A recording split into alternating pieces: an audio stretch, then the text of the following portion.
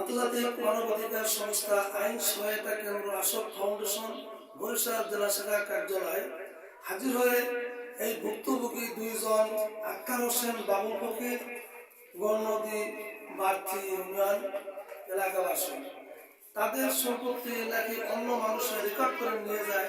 তারা বাড়ি করে থাকে নাই, তারা ছোটকাল থেকে কার্যক্রম করছে, ঢাকাতে ছিল।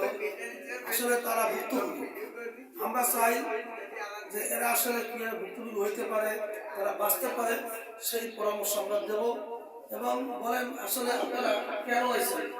আমরা আসি আপনাদের এখানে সেবা পাওয়ার জন্য, এবং আমাদের সম্পত্তি অন্য লোকে 10 জন কাছে এমন রেকর্ড করে তারা নিয়ে গেছে। ধন্যবাদ।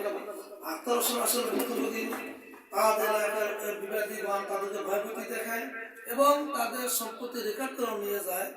এবং আপনি আছেন কেন?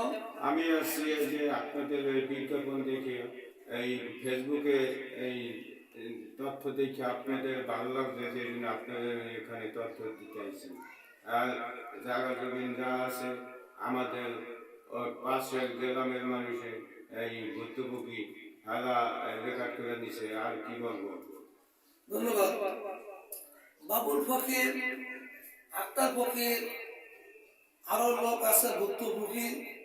এই তাদের সম্পত্তি মিথ্যা দিয়ে রেকর্ড করে নিয়ে যায় এবং সেই জমি রেকর্ড করে নেওয়ার পর তাদের মিথ্যা মামলা দিয়ে হয়রানি করে, বিভিন্ন বিষয় নিয়ে হয়রানি করে। এবং তারা আমাদের আইন সহায়তা কেন্দ্র আশোকে তারা সহযোগিতা পায়। এজন্য আমরা তাদেরকে আইনি পরামর্শ দিব যাতে তারা সহায়তা পায়, যাতে আমরা চেষ্টা করবো আসলে আপোষ মীমাংসার জন্য আমরা চেষ্টা করবো, দেখে আমরা চেষ্টা করবো আমরা কি করতে পারি, তাদের পাশে আমরা আসি। ধন্যবাদ।